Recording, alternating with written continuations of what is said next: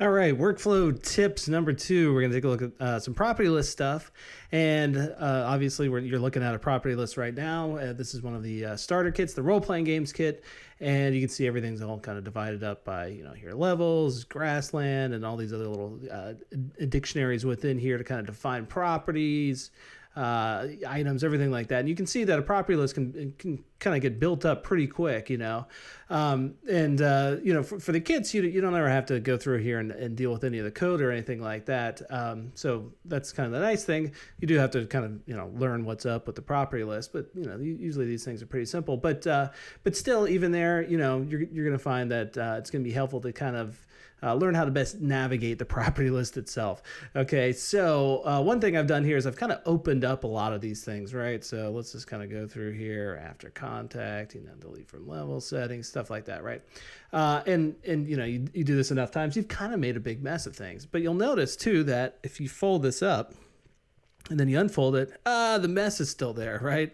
Okay, so do this. Press down the Option key on the keyboard and then hit the left directional arrow and then unfold it again, and you'll notice it's all cleaned up, right? So, and then here's there's kind of the opposite of that as well. If you, so I'm gonna fold it back in.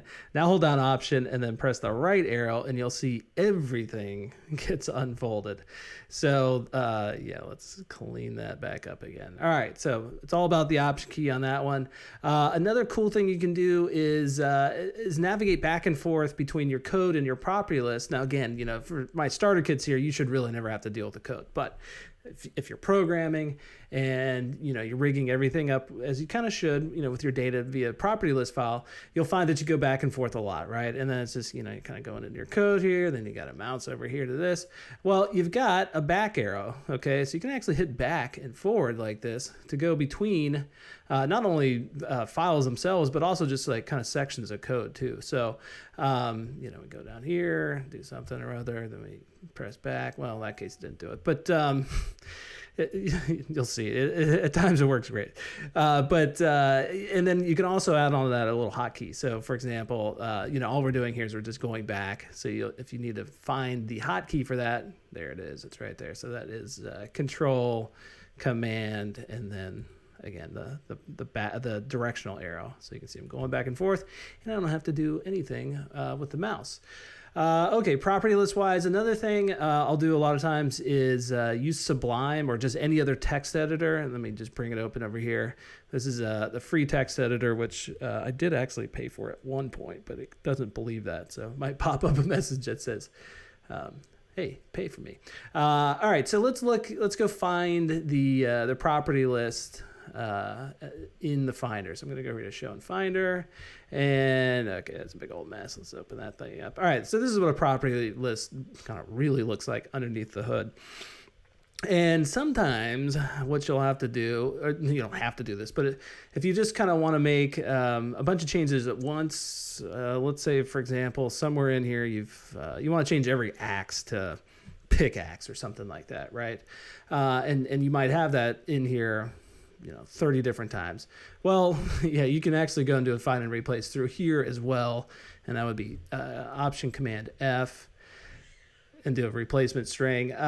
So maybe that's not the best example, but at times I do find that I want to go in here and copy a bunch of stuff at once or change a bunch of things at once.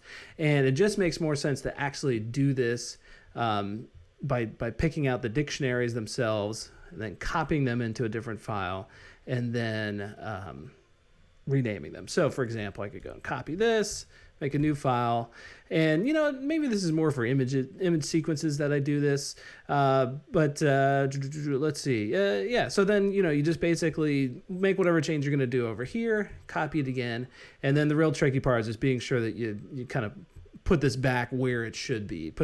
Copy and paste back in the if you put it in the wrong place, it can break things. But just trust me, you'll get kind of an idea for if you're going to do that, how you should do that. And again, just be sure that you don't close this down, so you can always undo what you did, right? Otherwise, yes, you could end up with a broken property list file. When you come back over here, it'll say something like, I can't load that thing, man. So yeah, and maybe there too you make a backup of the file as well. And then as far as property lists go, well, other than just showing you guys how to load them and parse through them, which is a whole coding tutorial on itself, I think that actually does it for the p lists